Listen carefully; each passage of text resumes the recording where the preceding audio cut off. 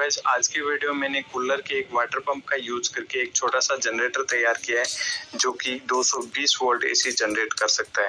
Guys इसको आप 3 volt से लेकर 12 वोल्ट डीसी इनपुट सप्लाई दे सकते हो। इसके अलावा इसके अंदर लगा है 555 डीसी मोटर। और गाइस अब की बार मैंने इसको बहुत ही सिंपल तरीके से तैयार किया है, यानी जो वाटर पंप है उसमें मैंने कोई भी कांट छांट है वो नहीं किए। तो चलिए गाइस वीडियो शुरू करते हैं।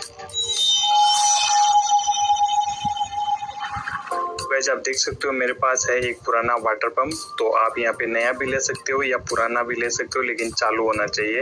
यानी आप कोई भी ऐसी मोटर का यहाँ पे यूज कर सकते हो जो कि काफी पुरानी हो चुकी है और अच्छी तरह वो काम नहीं कर रही।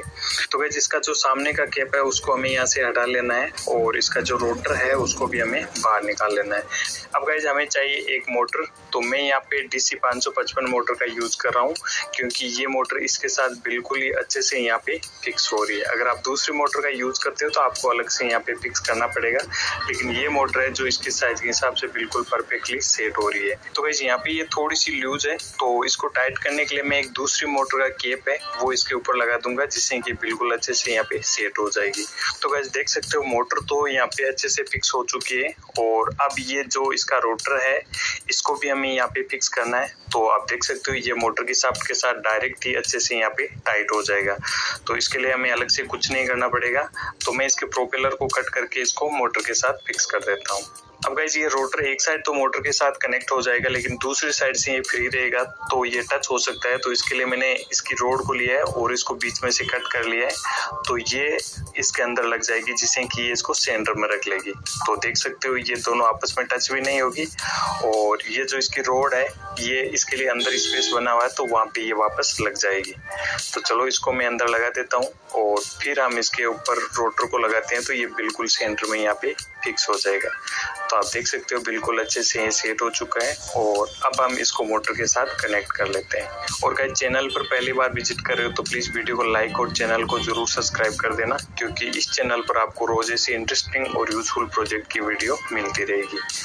तो गाइस देख सकते हो यहाँ पे रोटर अच्छे से फिक्स हो चुका है और अब हम इसको यहाँ पे सेट कर सकते हैं। तो चलो इसको मैं यहाँ पे टाइटली फिक्स कर देता हूँ।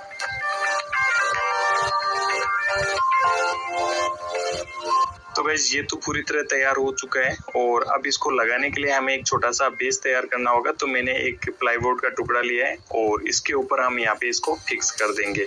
तो मोटर के नीचे थोड़ा सा स्पेस है, तो इसको कवर करने के लिए मैंने एक छोटा सा लकड़ी का पीस लिया जो कि इसके नीचे यहाँ पे सेट हो जाएगा। अब गाइस ये मोटर है जो वाइब्रेट की वजह से पंप से बाहर आ सकती है, तो इसके लिए मैं यहाँ पे सामने की साइड एक छोटा सा स्क्रू लगा देता हूँ, जिससे कि ये मोटर है वो बाहर की साइड ना आए।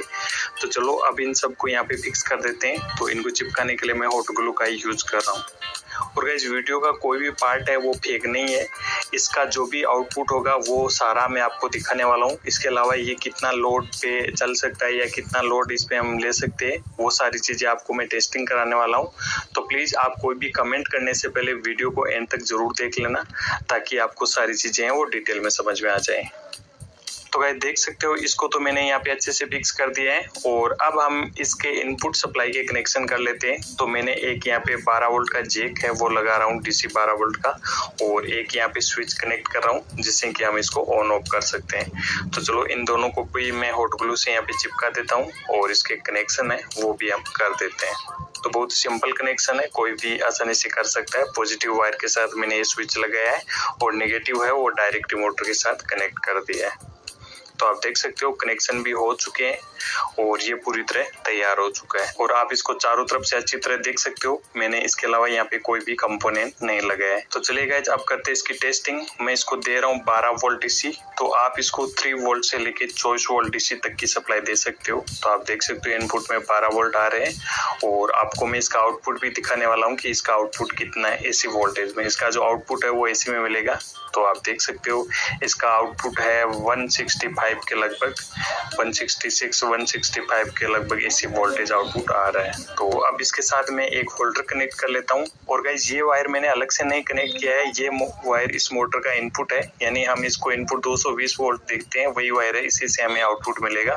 तो मेरे पास यहाँ पे अलग अलग वाटेज के 2 LED बल्ब है और इसके अलावा एक नियॉन लैंप है। तो इससे हम टेस्टिंग करेंगे और लास्ट में आपको एक 100 वाट का बल्ब भी इसके साथ में टेस्ट करके दिखाने वाला हूँ कि वो काम करता है कि नहीं। तो मैंने दोनों LED बल्ब बल्ब को आपको ओपन करके दिखा दिया है, ये बिल्कुल सील पैक है, इसको मैंने अभी तक ओपन नहीं किया है। तो चलो जनरेटर को ऑन करते हैं और सबसे पहले मैं ये 9 वाट का एलईडी बल्ब है इसको कनेक्ट कर रहा हूँ। तो अब आप इसकी ब्राइटनेस देख सकते हो, तो ये फुल ब्राइटनेस के साथ चल रहा है। क्योंकि गाइज एलईडी बल्ब को आप मिनिमम 100 वोल्ट एसी सप्लाई देके भी जला सकते हो, क्योंकि इनकी वाटेज है वो बहुत कम आती है और ये बहुत ही कम पावर खपत करते हैं। तो गाइज ये नियॉन लैंप है, इसको आपको पता है इसको सिर्फ एसी सप्लाई से ही चलाया जा सकता है। तो आप देख सकते हो ये भी अच्छी तरह यहाँ पे जल रहा है।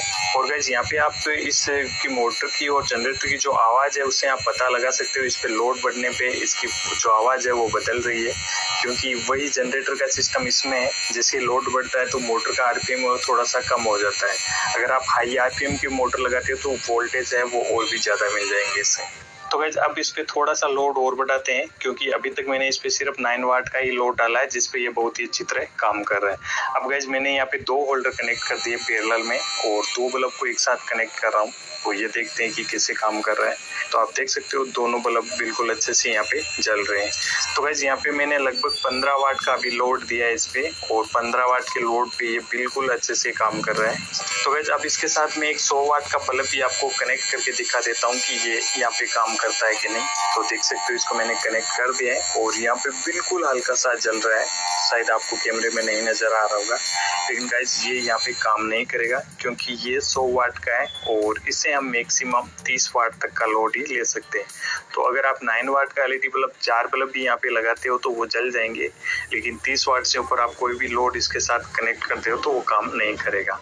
अगर आप हाई स्पीड की मोटर लगाते हो तो हो सकता है ये जल जाए, लेकिन फिलहाल ये बिल्कुल भी यहाँ पे काम नहीं कर रहा है।